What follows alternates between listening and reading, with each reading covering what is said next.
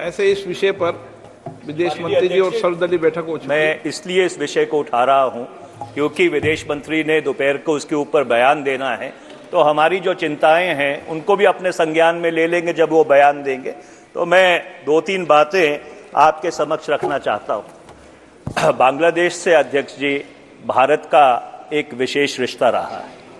1971 में बांग्लादेश की संरचना में भारत ने एक विशेष भूमिका निभाई थी, जिससे जो दक्षिण एशिया का भूगोलिक मैप है वो 1947 के बाद एक बार फिर से बदला था। जो परिस्थितियां बांग्लादेश में आज की तारीख में उत्पन्न हैं वो बहुत ही संवेदनशील है और बहुत ही चिंताजनक है। जनवरी 2024 में शेख हसीना जी के नेतृत्व में अवामी लीग की चौथी बार सरकार बनी थी और लगभग 6 महीने के बाद ही एक ऐसी परिस्थिति वहां पे उत्पन्न हुई कि एक आंदोलन हुआ और उस आंदोलन के कारण सरकार को इस्तीफा देना पड़ा और शेख हसीना जी को वो मुल्क छोड़ना भी पड़ा।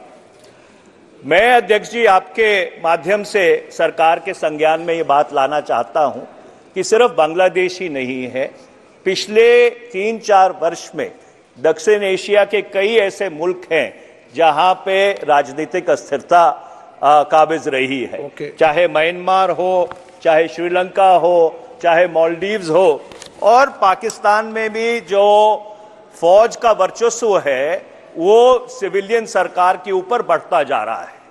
चीन का हस्तक्षेप भी वेस्टर्न इंडियन ओशन में पिछले कई वर्षों में बढ़ा है और इसलिए मैं सरकार से ये जानना चाहता हूं, क्योंकि भारत दक्षिण एशिया का सबसे प्रमुख मुल्क है और दक्षिण एशिया में अगर अस्थिरता होती है उसका सीधा सीधा असर भारत पे पड़ता है और सबसे ज्यादा प्रभाव भारत पे पड़ता है।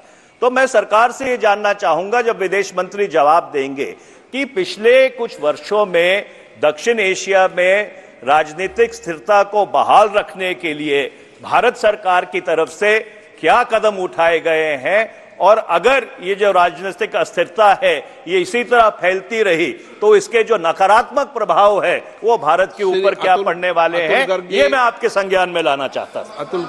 अतुल गर्ग जी।